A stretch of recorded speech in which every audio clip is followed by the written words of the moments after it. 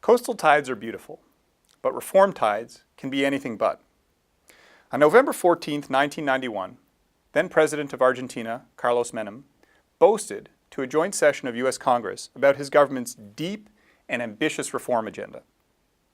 More than 2 decades on, the country's commercial environment is characterized by lingering transfer and convertibility risks, government intervention in the private sector, and frequent labor unrest.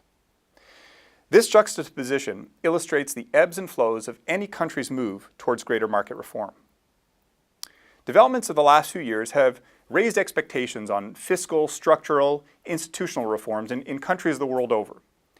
Everything from Social Security to industrial concessions have re-entered the public discourse with vigor.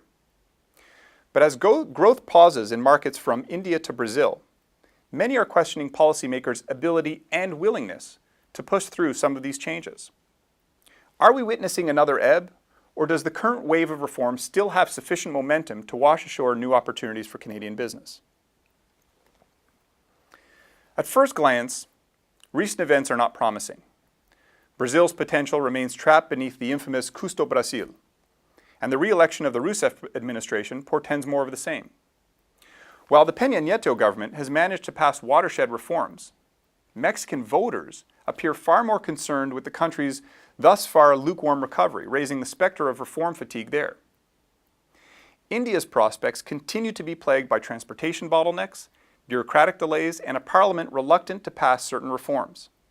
In Indonesia, vested interests and a fragmented coalition may force Jokowi to compromise on elements of his own agenda, leaving many of those who supported him even more disillusioned with the system. And speaking of disillusionment, been to Japan lately? A second recession in 5 years and floundering public support have forced the delay of another tax hike, questioning the viability of that ever-important third arrow of structural reform. But don't let these cross-currents fool you. Modi continues to captivate the Indian electorate, despite having ended state-controlled diesel subsidies and raised gas prices. Jokowi's own success raising the price of subsidized fuel could strengthen efforts to deal with Indonesia's infrastructure and social needs. Recent airport and highway auctions in Brazil, as well as the well-received appointment of Finance Minister Joaquim Levy, are signs that Rousseff may have learned from her first term.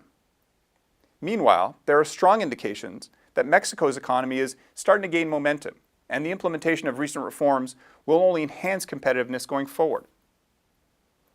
A struggling opposition handed Shinzo Abe a renewed mandate to push forward on his own reform agenda.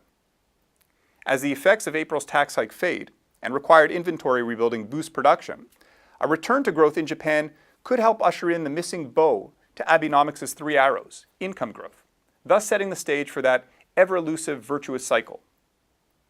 In addition, the recent plunge in oil prices will ease the burden on net oil importers like Japan. Weaker oil prices have also forced many oil producers to recognize their own fiscal consolidation imperative. Regimes in the Middle East not typically associated with reform are having to consider the need to cut deficits and realign spending toward productivity-enhancing ventures. The big question remains whether governments will manage to launch and sustain this myriad of reforms, while at the same time promoting the growth needed to cement a recovery mindset.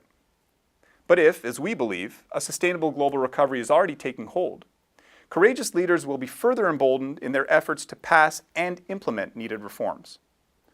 The bottom line? The tides of reform will forever move in ebbs and flows, influenced by the prevailing socioeconomic context.